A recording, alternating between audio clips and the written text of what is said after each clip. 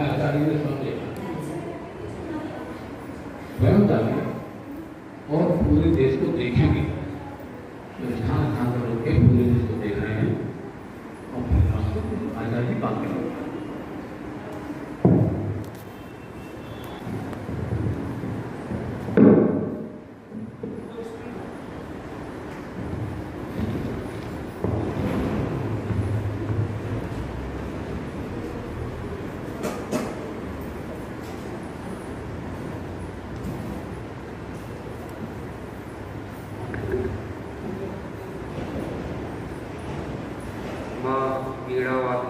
चरणों में नमन।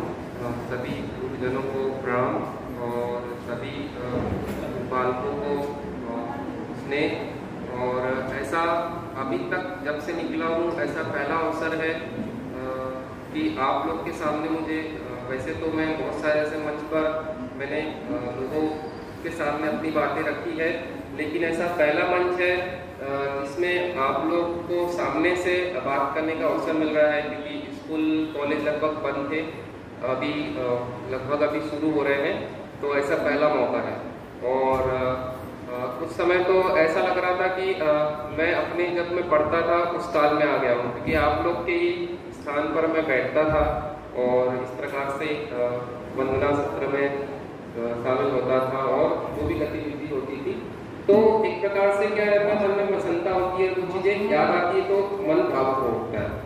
तो फिर निरंतर जैसे प्रक्रिया चलती रहती है, फिर बड़े हुए, कॉलेज किया, फिर शिक्षक बने, और फिर ऐसे मन में जिज्ञासा जागी कि भाई, क्योंकि जैसे बच्चों को जानने की इच्छा होती है कि जैसे क्लास में बच्चे पूछते हैं, जैसे टीचर पढ़ाते हैं कि ऐसा क्यों होता है, वैसा क्यों होता है, तो शिक्षक जहाँ तक संभव हो पाता है जवाब देता है, पुस्तकों के माध्यम से, जानकारी के माध्यम से। जैसे आप लोग को जिज्ञासा होती है वैसे शिक्षकों को भी जिज्ञासा बहुत होती है जानने की। तो लगभग हम क्या करते हैं कि पुस्तकों के माध्यम से, आजकल मोबाइल से बहुत सारी चीज़ों की जानकारी मिल जाती है, तो किंतु वो चीज़, वो अनुभव क्या होता है वो अलग होता है, लेकिन जब आप साक्षात किसी चीज़ को देखते अनुभव करते वो बात अलग हो जाती है। तो एक कारण ये है। दूसरा एक कारण ये था कि जो जिस प्रकार से वर्तमान में परिस्थिति है, बीमारी कह सकते कोरोना की, पहली जो सिचुएशन थी, पहला काल था, उसमें जो सरकार थी उन्होंने बहुत अच्छी तरीके से प्रबंध किया हुआ था, तो नुकसान बहुत कम हुआ था। और जो सेकेंड उसका काल आया उसमें बहुत ज़्यादा क्षति हुई। ऐसा अंतर्राष्ट्रीय स्तर पर एक अध्ययन हुआ था कि भाई अगर कोरोना आया तो सबसे ज़्यादा किस देश को नुकसान होगा और सबसे कम किस देश को नुकसान होगा।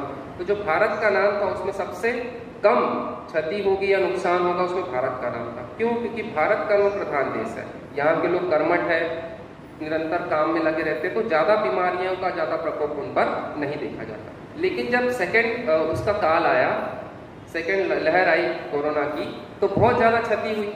तो हम अपने स्तर पर हम अध्ययन कर रहे थे कि ऐसा क्यों कारण था, और ऐसा भी देखा गया है कि 20, 25, 30 साल का युवा हॉस्पिटल जाता था, कोरोना होता था और दुर्भाग्यवश वो वापस नहीं आ पाता था, उसकी मृत्यु हो जाती थी। और ऐसा भी देखा गया है कि 70 से 100 साल का बुजुर्ग भी हॉस्पिटल जाता था और सकुशल वापस आ जाता था।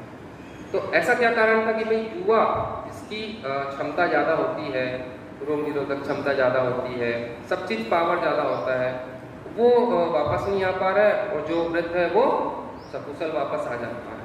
तो हमने तो बस यही है कि अगर हम अपने आप को सिद्ध करना चाहते हैं, बड़ा लक्ष्य प्राप्त करना चाहते हैं, तो अकेले लक्ष्य निर्धारित करिए, और ऐसा लक्ष्य निर्धारित करिए जिसको हम प्राप्त कर सके, किसी को नुकसान पहुंचाए बिना।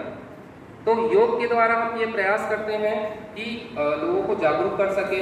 तो विभिन्न स्थानों पर, जैसे पर्यटन स्थलों पर भी हम जाते हैं तो योग करते हैं। वहाँ पे सबसे पहले जाकर जब लोग देखते हैं कि क्या कर रहे हैं, फिर हम उनको बताते हैं कि इस प्रकार की चीज़ें हैं। तो ये जो कोरोना का जो काल है, ये आखिरी बीमारी नहीं है। पहले भी बीमारियाँ नहीं थी, धीरे धीरे जैसे जैसे परिवर्तन होता गया वैसे वैसे बीमारियाँ आती गई, आगे भी इससे भयंकर बीमारी आएगी।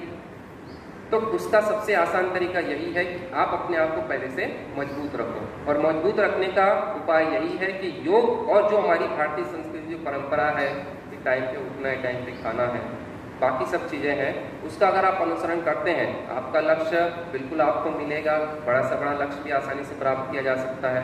तो बस मैंने भी ये निर्धारित किया था कि मैं पूरे भारत का यथासंभव जहाँ तक हो सके पूरे भारत की यात्रा करूँगा, जो भी अपनी संस्कृति परंपरा गौरव है उसको पहले आत्मसात स्वयं करूँगा, क्योंकि किसी चीज़ को जब आप खुद आत्मसात करते हैं तो तब जाके आप किसी चीज़ को अच्छी तरीके से प्रेजेंट कर सकते हैं, रख सकते हैं, है ना। तो बस मैं यही करने का प्रयास करता हूँ कि उस चीज़ को पहले मैं खुद आत्मसात करता हूँ और उसके बाद फिर लोगों को चीज़ें बताता हूँ। और जब ये बात जब मैं खुद आत्मसात करने के बाद बताता हूँ तो लोग अच्छी प्रकार से उसको सुनते समझते हैं, क्योंकि क्या हो जाता है कि जब आप खुद अनुभव करते हैं तो वो अब बताने का तरीका, समझाने का तरीका वो अलग होता है।